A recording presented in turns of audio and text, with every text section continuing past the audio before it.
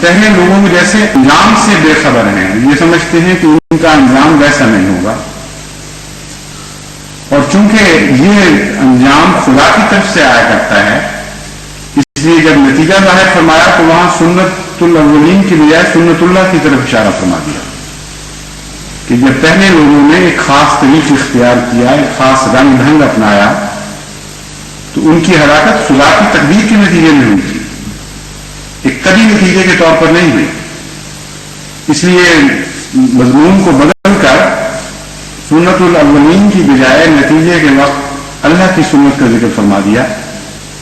یہ چونکہ پہلی قوموں کی سنت پر چل پڑے ہیں اور توقع یہ رکھ رہے ہیں کہ پہلی قومیں تو بیوقوفی کی وجہ سے یا کسی اور مقصد، کسی اور کوتاہی کی وجہ سے ہلاک ہوئی تھی، ہم زیادہ ہوشیار ہیں، ہم زیادہ بڑے ہیں، ہم زیادہ چلاکیاں جانتے ہیں، ہم اس انجام سے بچ جائیں گے۔ یہ ذہن پیدا ہوتا ہے بد اسکیمیں بنانے والوں کے دماغ میں اور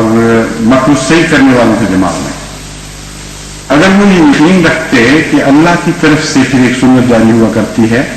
تو کبھی ذہن گمان میں ان کو نہ آتا کہ ہم اپنی بد تقدیروں کے بد نتائج سے بچ جائیں گے۔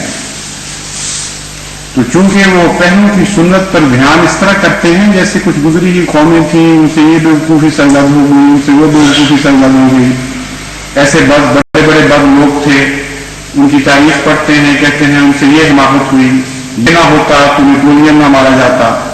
وہ نہ ہوتا تو فرعون کے ساتھ وہ سلوک نہ ہوتا۔ تو وہ تاریخی نقطۂ نگاہ سے ان کی غلطیاں دیکھنے لگ جاتے ہیں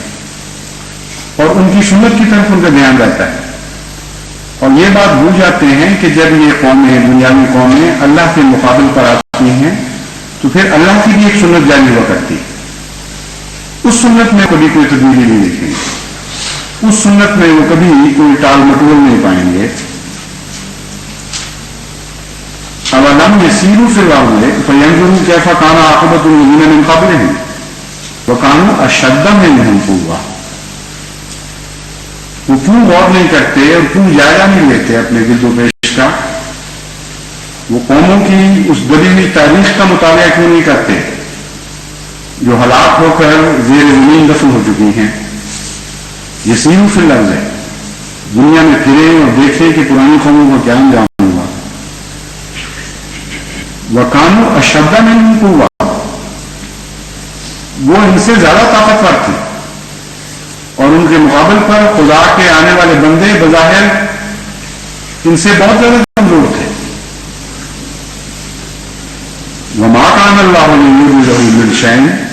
اب پھر اسی طرز میں جس طرح پہلے قوم کی سنت کا ذکر کر کے اچانک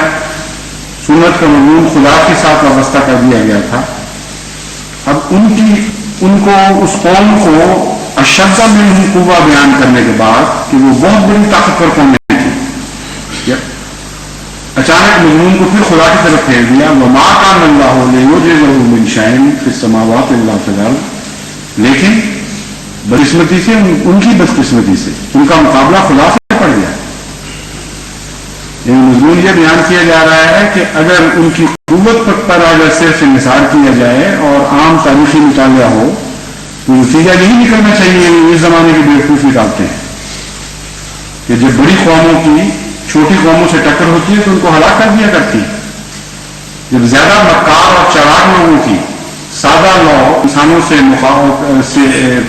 لڑائی ہوتی ہے تو مکار اور چلاک غالب آ جایا کرتے ہیں، یہ کبھی نتیجہ ہے۔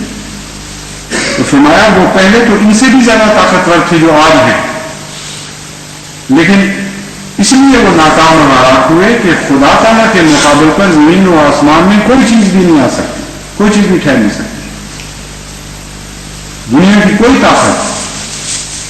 خدا تعالیٰ کو عاجز نہیں کر سکتی۔ وَإِنَّهُ كَانَ عَلِيمًا قَدِيرًا، وہ علیم بھی ہے اور قدرت بھی بہت رکھتا ہے۔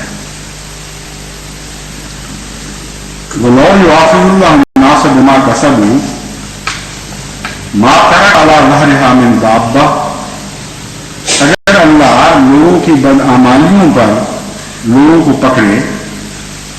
تو زمین پر کسی جاندار کو بھی نہ چھوڑے۔ وَلَٰكِن يُؤَخِّرُهُمْ إِلَىٰ أَجَلٍ مُّسَمًّى،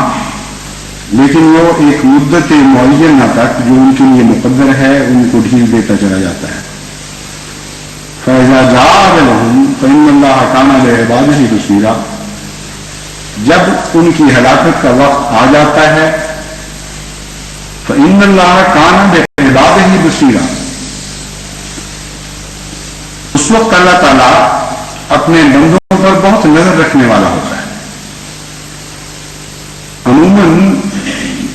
ترجمہ کرنے والوں کا ذہن اس طرف جاتا ہے کہ ان کی بدعمالیوں پر نظر رکھ کر ان کو سزا دیتا ہے، اور وہ یہ سمجھ اس وقت وہ جانتے ہیں کہ ہاں اللہ تعالیٰ خوب بصیر تھا. یہ میں معنی بھی ممکن ہے، لیکن زیادہ موضوع برمحل معنی اس کے برعکس ہے، کیونکہ بے عبادت ہی بصیرہ میں ایک پیار کا اظہار پایا جاتا ہے، اپنے بندوں پر نظر رکھنے والا ہے. مراد یہ ہے کہ قومی عذاب کے وقت بھی جبکہ عالمی طور پر انسان پکڑا جائے یا قومی طور پر کوئی بعض جغرافیائی قومیں پکڑی جائیں، اس قسم کے وسیع پیمانے کے آنے والے عذابوں کے وقت بھی اپنے بندوں پر اللہ پیار کی نظر رکھتا ہے اور ان کو بچاتا ہے ان مصیبتوں سے. ورنہ تو قومی پکڑ کے وقت یہ خطرات کا درپیش ہوتے ہیں کہ کمزور لوگ جو پہلے ہی بیچارے طاقتور دشمنوں کے ہاتھوں ظلم اٹھا رہے ہیں، ستم اٹھا رہے ہیں، وہ لوگ اور بھی زیادہ مصیبتوں کا شکار نہ ہو جائیں. اللہ تعالیٰ فرماتا ہے کہ خدا کی طرف سے آنے والے عذابوں میں ایک امتیاز تم دیکھو. عام عذابوں کی طرح وہ سب کو برابر نہیں پیسیں گے، بلکہ چونکہ اپنے بندوں کی حفاظت کے لیے، اپنے بندوں سے پیار کے اظہار کے لیے خدا ایسا کرتا ہے، اس لیے پھر ایسے حالات میں ان پر نظر بھی رکھتا ہے، ان کو ان مصیبتوں سے بچاتا بھی ہے. یہ وہ آیات کریمہ ہیں جن کے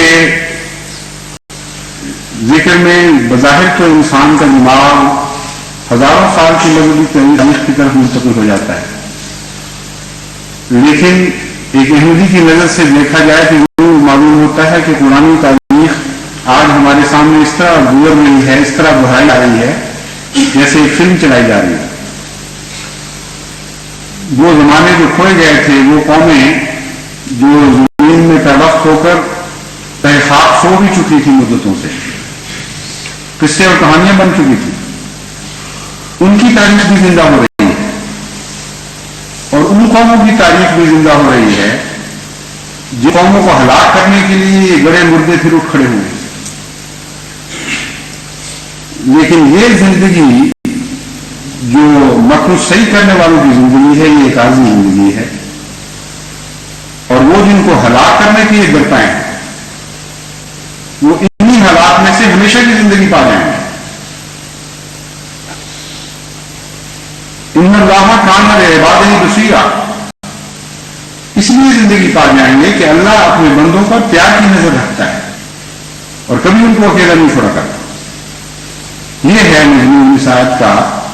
جو میں نے آپ کے سامنے تلاوت کی ہے، یا ان چند آیات کا. اس سلسلے میں حضرت اقدس مسیح موعود علیہ السلام کے بعض متعلقہ اقتباسات بھی میں پڑھ کے سنانا چاہتا ہوں. اس کی وجہ یہ ہے کہ باوجود اس کے کہ گزشتہ تقریباً 2 سال سے میں مسلسل قوم کو متنبع کر رہا ہوں کہ اپنی ہلاکت کے سامان اپنے ہاتھوں سے نہ کرو. تو اس سے پہلے بڑی بڑی قومیں گزری ہیں، بڑے بڑے طاقتور آئے ہیں، بڑے بڑے فرعون اس دنیا میں پیدا ہوئے اور چلے بھی گئے، اور ہر ایک نے ان میں سے کوشش کی تھی کہ خدا کی طرف سے اٹھائی جانے والی آواز کو دبا دیں اور ہلاک کر دیں. اور جب بھی انہوں نے ایسا کیا وہ ہمیشہ خود ہلاک ہوئے. اس لیے باز آؤ اور اپنی ان حرکتوں سے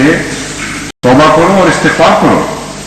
کیونکہ اللہ تعالیٰ استغفار کرنے والوں کو بھی کبھی ضائع نہیں فرمایا کرتا. بے انتہا رحم کرنے والا، بے حد توبہ قبول کرنے والا خدا ہے. لیکن اس